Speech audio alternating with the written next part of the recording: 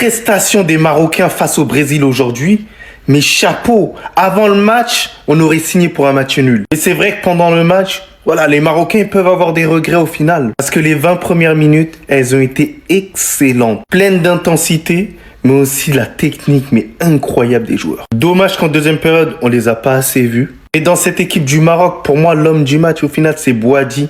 Quelle propreté technique. Ça peut se valoir avec Saïbari, qui a fait un très bon match et d'ailleurs auteur d'un magnifique but. Et aujourd'hui, Bouhaddi, c'est 85 ballons touchés, 9 duels gagnés, 6 ballons récupérés, 3 dribbles réussis. Je pense qu'il en a réussi beaucoup plus. Et il a subi 2 fautes sur lui. Donc, franchement, c'est des belles stats. Il a pas froid aux yeux, il a que 18 ans. Il fait du sale à tout le monde. J'espère le voir dans un très gros club. Et pourquoi pas au Real, moi je le prends. En tout cas, moi de mon côté, mon fils Vinicius Junior, il a réussi à marquer son but. Je peux dormir tranquille, c'est le plus important. En tout cas, l'entrée de ce monsieur-là en deuxième période, elle a stabilisé beaucoup plus le milieu de terrain. Avec tout le respect que j'ai pour Casemiro, ça y est, ça suffit. En tout cas, ce point du match nul, il arrange quand même les deux équipes pour une probable qualification pour la suite. Dans le bien d'un bonheur. Ça, toi, on te cambe bien. Peut-être qu'on devrait vraiment commencer à appeler les Marocains les Brésiliens d'Afrique. Parce que ce qu'ils nous ont montré aujourd'hui, c'est effroyable, les gars. Cette équipe est l'outsider ultime de cette Coupe du Monde. En première période, ce qu'ils ont proposé au Brésil, c'était du jamais vu. Le pressing dans leur camp, le Brésil n'arrivait pas à aligner 2 passes. 2 passes, les gars. Ensuite, ça s'est un petit peu calmé aux alentours. À partir de la 15e minute, ils étaient un peu cuits. Voilà, tu peux pas presser tout un match. Mais sur une contre-attaque, la passe de Brahim Diaz, ça finit en balle piquée. C'était juste mérité. Après, c'était sans compter sur Vinicius, les gars. J'ai célébré un but de Vinicius. Je m'en remets toujours pas. J'ai célébré un but de Vinicius. C'est la première fois de ma vie que je fais ça. En tout cas, le niveau du match, il était exceptionnel. Limite, c'est une bonne opération pour le Brésil de faire nul contre le Maroc. Est-ce que vous vous rendez compte de la folie? Cette équipe du Maroc-là, elle est vraiment à suivre. Le Brésil s'en sort très bien. Et j'ai pas envie de parler du match de Charpentier de Rafinha, les gars. Parce que il joue au Barça. Voilà. Mais je crois que je vais devoir en parler. Parce que, en fait, le football actuel, il a tellement matrixé des gens qu'il y a certains attaquants, ils pensent que, ouais, en courant, pressant, le football va avancer. Mais ça marche pas comme ça.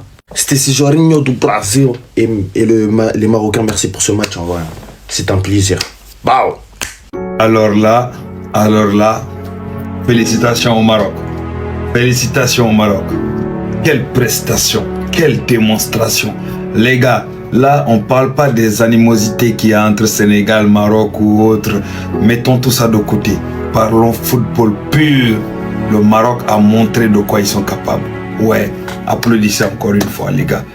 Le match était incroyable. But du Brésil, incroyable. Celui du Maroc, incroyable, les gars. Le match était d'une intensité. Non, la qualité du jeu. Les gars, la Coupe du Monde, là, ça vient de commencer maintenant. Maintenant. Franchement, Maroc m'a surpris. Le jeu du Maroc m'a surpris. Oh! Non, les gars, qu'on aime ou pas le Maroc, niveau football, dans ce match-là, Brésil-Maroc, ils ont montré du football, les gars. Ils ont montré, non, faut pas faire le rage ni quoi que ce soit. Ils ont montré du football. Et en plus, tu sens que là, même si Brésil recroise le Maroc fait face, facilement. Le Maroc, c'est du niveau, les gars.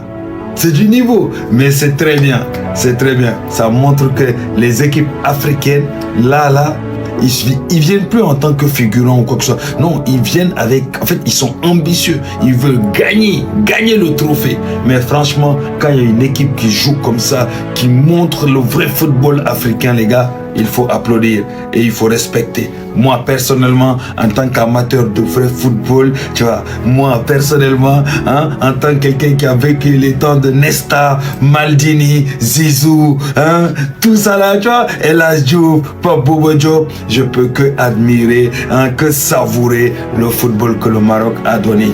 Niveau football, là, je dis aujourd'hui, respect au Maroc. Et on espère qu'ils vont continuer comme ça. Je dis le monde a changé. Maintenant, ce sont les équipes européennes qui ont peur des équipes africaines. Les équipes américaines ont peur des équipes africaines. Vous avez vu de la manière que le Maroc joue ballon, non?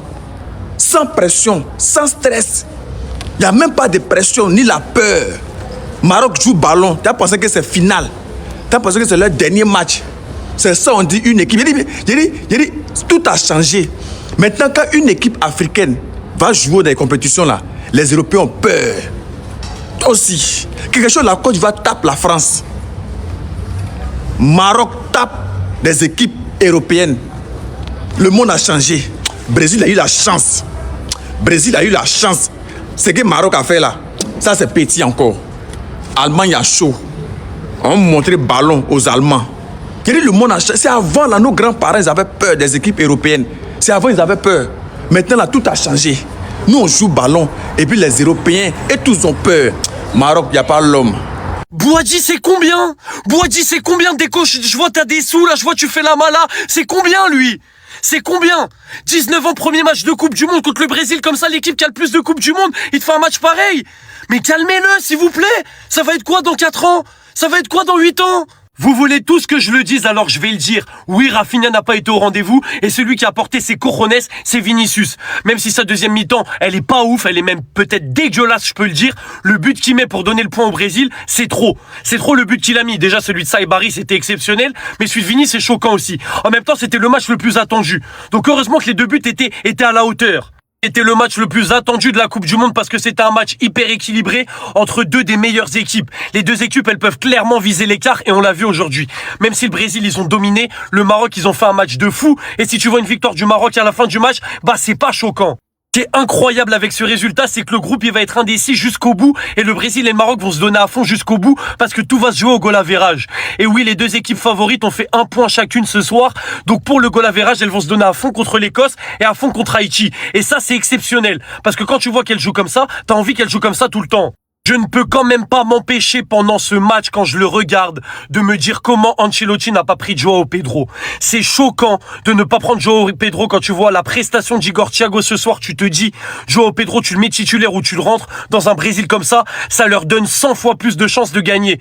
Même si le match nul, il est pas volé, il est pas scandaleux. Si t'as Joao Pedro, tu peux gagner bien plus facilement, tous les jours.